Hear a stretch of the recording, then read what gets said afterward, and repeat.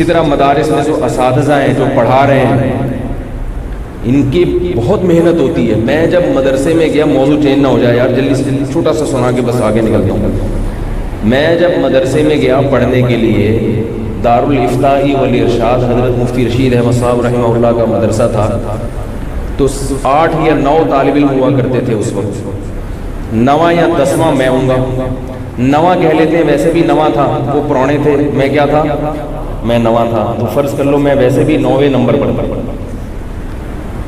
تو انہوں نے کہا 9واں ہے, 9واں آیا ہے. تو میں جب گیا تو میرا خیال یہ تھا, کیونکہ ہم ہفتے رہتے تھے, ہفتے کے بعد گھر آتے تھے, 24 گھنٹے کی چھٹی ملتی تھی, وہ بھی 24 گھنٹے میں آنے جانے میں ہی 2-3 گھنٹے ضائع ہو جاتے تھے. تو جب میں وہاں مدرسے میں گیا تو میرا خیال یہ تھا کہ یونیورسٹیوں کی طرح صبح سے دوپہر تک کلاسیں ہوتی ہوں گی, اس کے بعد آرام کرتے ہوں گے, کھانا وانا کھاتے ہوں گے, پھر اپنا پڑھتے پڑھاتے عصر کے بعد پھر چھٹی, پھر کھیل کود کیا, مغرب کے بعد گپ شپ ہوئی, عشاء کے بعد سو گئے یا گپیں ماری, ادھر ادھر گھومے, کسی نے پڑھنا ہے تو پڑھ لے. میرا یہ خیال تھا. تو میں گیا تو میں نے دیکھا فجر کی نماز کے بعد تھوڑی دیر ناشتے کا ٹائم, اس کے بعد کلاسیں شروع, وہ کلاسیں چل رہی ہیں جناب, پڑھائی, اور اساتذہ بڑی محنت کر کے آتے تھے. ہم نے تو اسکولوں میں پڑھا نا, اسکول میں استاذ پڑھا ہی نہیں رہا, ادھر ادھر کی باتیں کر رہے ہیں, اور جو پڑھا رہے ہیں ان کی خود تیاری نہیں ہے. تو ہم جتنے استاذ ہم نے دیکھے بہت پریپریشن کے ساتھ آتے تھے, خوب تیاری ہوتی تھی ان کی, سبق پہ بڑی مضبوط ان کی گرفت ہوتی تھی. تو وہ پڑھاتے تھے. اس کے بعد ظہر سے پہلے کھانا ہوا, اس کے بعد کھانے کے بعد پونے گھنٹے کا قیلولہ ہوا, پھر ظہر کی نماز ہوئی, پھر بیٹھ جاؤ کتابیں لے کے. اب عصر تک تکرار چلے گی. تکرار کا مطلب صبح 6 کتابیں اگر پڑھی ہیں تو وہ 6 کتابیں 2-2 3-3 طالب علم جتھا بنا کے بیٹھ جائیں گے. استاذ نے جو کچھ پڑھایا ہے اس کو آپس میں بحث کریں گے, تکرار کریں گے, سمجھیں گے اور ایک دوسرے کو سمجھائیں گے. بھئی یہ سبق تھا, یہ ہے کتاب, اور اس میں یہ لکھا ہے, اور یہ ایسے چلے عصر تک. عصر سے مغرب تک چھٹی, لیکن اس چھٹی میں بھی حضرت کا اصلاحی بیان ہوتا تھا تو ہم اس میں بیٹھتے تھے. مغرب سے 15-20 منٹ پہلے ہماری چھٹی ہوتی تھی. پھر مغرب کے بعد مطالعہ, یعنی کل جو سبق ہم نے پڑھنا ہے اس کی پہلے سے طالب علم خود تیاری کرنا شروع کر دیتا تھا. یہ لازمی تھا, کیونکہ ہمارا سبق پڑھنے کا طریقہ, اسٹائل یہ تھا کہ جیسے آج استاذ نے ایک سبق پڑھانا ہے تو استاذ پڑھانے سے پہلے ہم سے وہ سنتے تھے. بہت مشکل ہو گیا بھائی سمجھانا, یعنی استاذ پڑھانے کے بجائے پہلے ہم استاذ کو پڑھاتے تھے. وہ نہیں آ رہی نا, یعنی جیسے کل کا جو سبق ہے نا, تو ہماری ذمہ داری تھی کہ بھائی پہلے خود سے اس کتاب کو سمجھو کہ کیا لکھا ہے, خود سمجھنے کی کوشش کرو, استاذ پر نہیں چھوڑو, کیونکہ اس سے صلاحیت بڑھے گی, کتابوں کو سمجھنا آئے گا. خود سے سمجھنے کی کوشش کرو. خود سے سمجھنے کی کوشش میں یہ تھا کہ جو سمجھ میں آ جائے ٹھیک ہے, جو نہیں آ رہا وہ استاذ سے پڑھنا ہے. ورنہ طوطے کی طرح استاذ آئیں اور ایک سبق پڑھا کے چلے جائیں اور آپ رٹتے رہو تو کچھ بھی نہیں آتا. اس وہیں کے وہیں جہاں چلے تھے وہیں. تو اب ہم پھر مغرب سے عشاء تک تیاری کرتے تھے. جو کل کتابیں پڑھنی ہیں ان کی پریپریشن ہو رہی ہے, تیاری ہو رہی ہے, مطالعہ ہو رہا ہے. عشاء سے پہلے کھانا ہوا, تھوڑی دیر پہلے کھانا ہوا, پھر نماز ہوئی, نماز کے بعد پھر بیٹھ گئے کتابیں لے کے.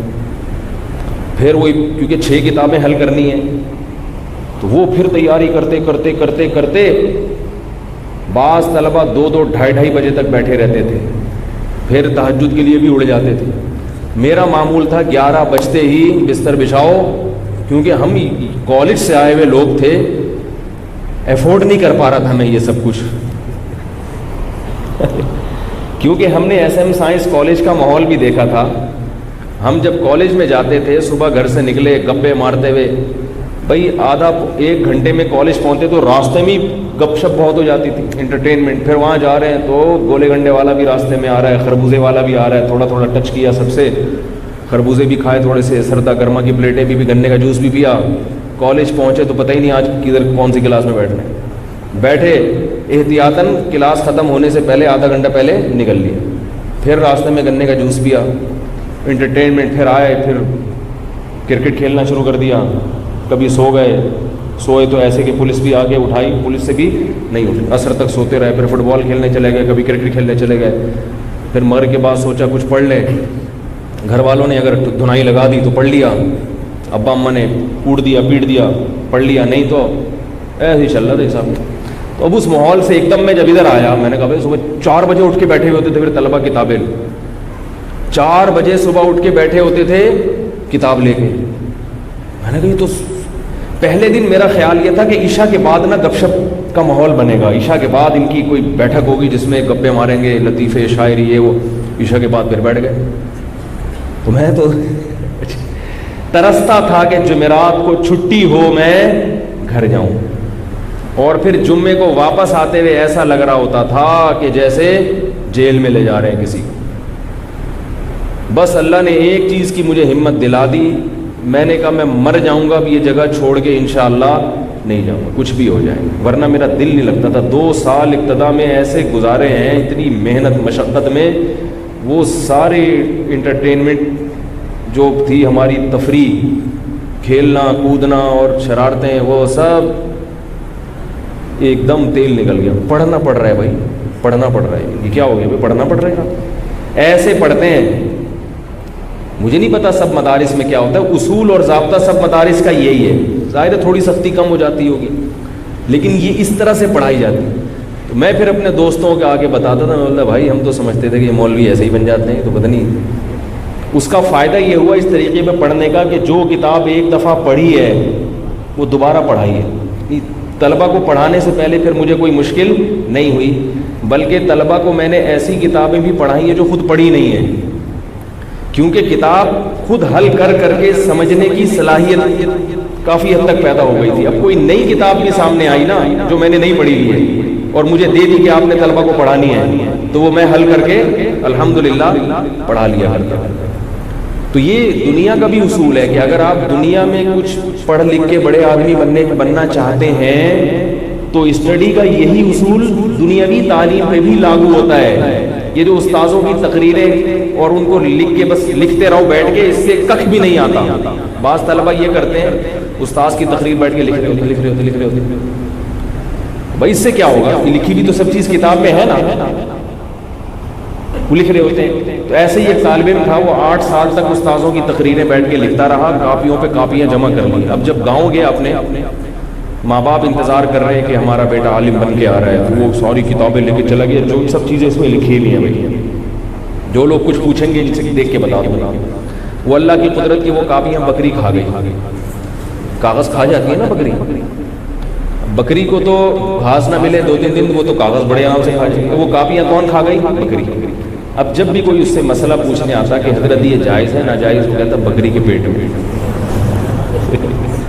یہ میرا علم کہاں ہے, بکری کے پیٹ میں. تو علم وہ ہوتا ہے جو سینے میں ہو, اور وہ بھی نہیں ہوتا, بلکہ علم ایک استعداد کا نام ہے, ایک صلاحیت کا نام ہے. کتابوں میں سب کچھ لکھا ہوا ہے, تو صلاحیت پیدا ہو جائے.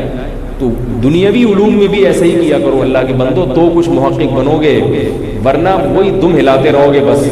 تبھی ہمارے ہاں محققین پیدا نہیں ہو رہے ہیں. جو تھیوری وہاں سے آ جائے, ڈارون کی تھیوری آ گئی تھی نا, سب یونیورسٹیوں نے اس کو لے کے پڑھانا شروع کر دیا. کسی کو اتنی توفیق نہیں ملی کہ اس کو یہ دیکھیں کہ یہ اسلام کے تو خلاف ہے, عقل کے بھی خلاف ہے. تو اپنی جب ریسرچ نہیں ہوتی نا پھر ایسا ہی ہوتا ہے.